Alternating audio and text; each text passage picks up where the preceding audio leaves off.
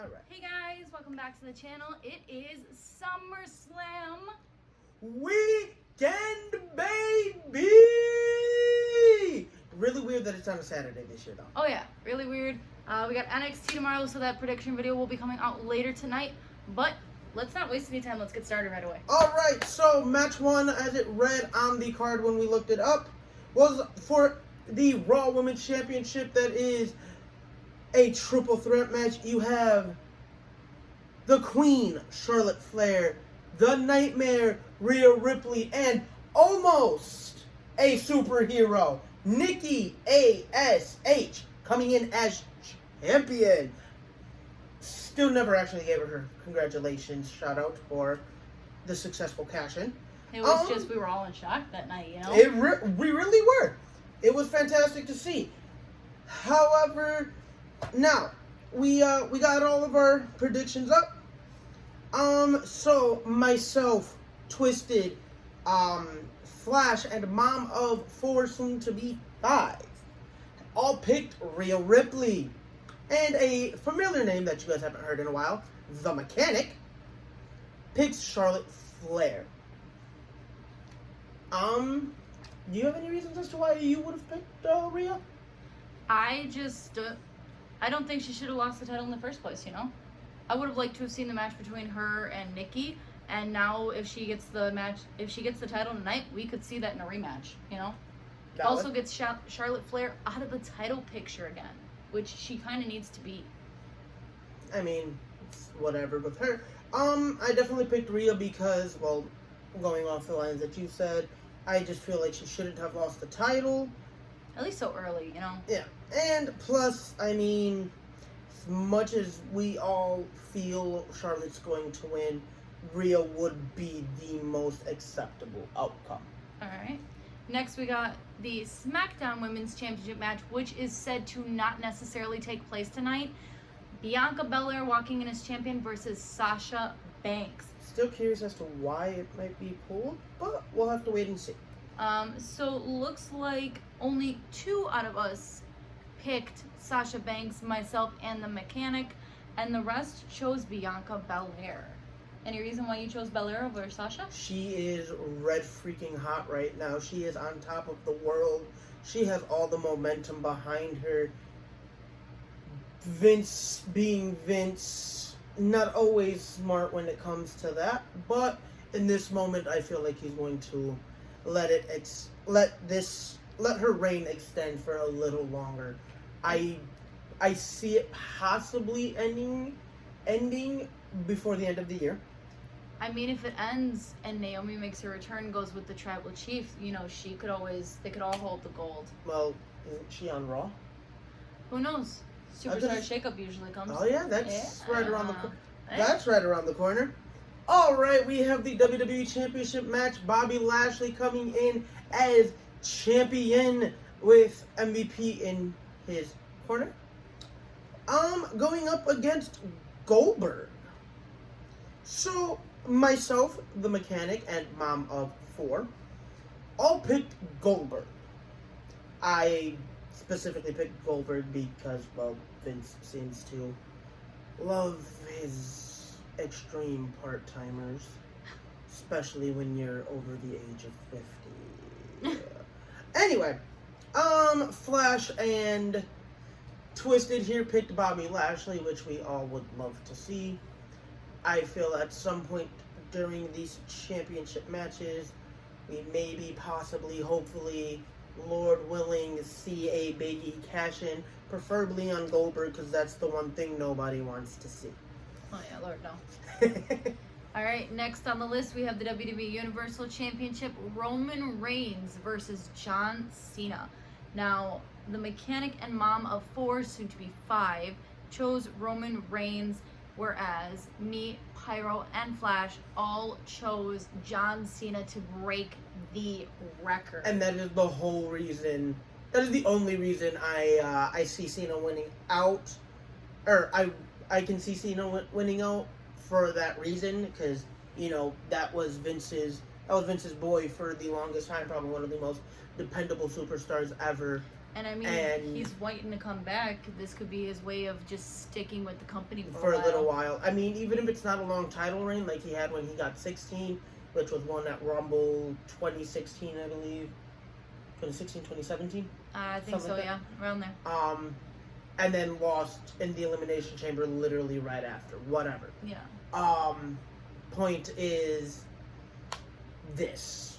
Cena breaks the record because not only does Vince want that, we as the fans not necessarily want to see him break the record. We at this point as fans, I am noticing Roman is doing a really good job of making us hate him, and you know, we as fans don't want the heel to continue to reign supreme. So, next on the list, the Raw Tag Team Championships. You have coming in as the challengers, the very unlikely but fun to watch team of Riddle and Randy Orton, also known as RKBro, versus reigning defending tag champions AJ Styles and Omos. This one was pretty one-sided in our prediction battle. Being Mechanic the only odd one out, picking Styles and Omos. I genuinely feel that if you're gonna build Riddle and Orton the way you have and book them this way, yeah, you have them get the win. And although they've teased the little breakup, I feel like you don't do that until after they've had a run with the gold. Yeah, because it could be either or's reason for losing the gold, and that's when the let's be real. As soon as that team implodes, it's because Randy turns on Riddle. Yep. Just saying. Solidifying again of the legend killer. You can't be a legend killer if you are a legend yourself. This is more or less the legend killer, revising that role of I'm top guy here. I've been around forever. You young talent gotta go through me to make a name for do yourself. Anything. All right. Thank you for getting those words that I fumbled out. Next is going to be the Smackdown Tag Team Championship. Jimmy and Jey Uso versus Rey and Dominic Mysterio. It was pretty much one-sided in this battle, except for the Mechanic choosing Rey and Dominic. He chose father-son. Everybody else chose the twins just because, I don't see them losing it. I don't see them losing it anytime soon, especially with the way they are being booked, which is really well. They're back to the heel gimmicks that won them the inaugural SmackDown Tag Team title match. Just saying. No, they didn't win the inaugural. It was Rhino and Heath. Oh, that's how they won. That's how they got to that point. Yes, they when they returned, they won it off of them, if I'm not mistaken, and that's what solidified them. Yes. That's what you're thinking of. They're this plus they're gonna Roman and Heyman are gonna have some trick up their sleeve to continue to help the bloodline thrive and flourish. Next. All right, next up on the list, you have the United States Championship match. You have coming in as champion, the Irishman, Sheamus. And then you have the Archer of Infamy, Damian Priest. Again, super one-sided, in which everybody but the Mechanic picking Damian Priest. I have a few reasons that I want to see Priest win this. One, the booking between this feud and just giving him this chance, why waste it? Two, you're from the same we are the same ethnicity, so I can't not cheer on my fellow Puerto Rican. I just can't do it. I know the Mechanic did end up choosing Sheamus because he hasn't watched in a while, so he's not familiar with Damian Priest. That is the only reason he did go with Sheamus. This is more or less picking. He made all of his predictions based off of who he can remember. It has been a while. For as long as it's been since he's watched. Next, we have the match everybody has been waiting for. The match that is 7 years in the making at this point. 7 years in the making. Edge versus Seth Rollins. The match that I think this is the match that has the most hype behind it. Mm-hmm. Mainly because it is. This is one of the very few times WWE has done long-term booking. Oh, so right. Right. So this one-sided again. The mechanic being the odd one out, but again, because he didn't even know Edge had came back. No, he knew. It was just more or less. He doesn't think Edge is as great now as he was in his prime, so he believes Seth Rollins is actually going to take that chance. I do genuinely. I can see where he's coming from, and Yeah. then you can maybe later on book Edge Rollins Reigns or Rollins Cena for the title, whatever. Yeah. I see it being Edge just to finally be like, yeah, not only did I not forget that you almost killed me, this is my way of getting revenge. This is my big FU bomb. Pretty much. Next one on? That'd be yours to read, sir. I read that. I read the last two. No, I read that one, sir. Alright, so you have former teammates turned bitter enemies, Drew McIntyre and Jinder Mahal. This was a unanimous one. Everybody picked Drew. Which was barred from ringside. Sharky and Veer? Shanky. I think it's Shanky. I don't care. Jinder Mahal. Jinder Mahal's little Lackeys. lackey henchmen people are barred from ringside, so you know Jinder has no way of winning this match clean. Yeah. Especially because it's Jinder and all he's good for is losing. Being built. Lastly, on the match card is Alexa Bliss versus Eva Marie with Doudrop in her corner. It was fairly down the middle. Flash, the mechanic, and Mom of 4 soon to be 5 chose Alexa Bliss, whereas me and Pyro chose Eva Marie. You want to give them our reasoning on that? She always has something up her sleeve. Before it was some weird reason for why she couldn't wrestle, and even now it's the same thing with her henchmen. Piper Niven, now known as Doudrop.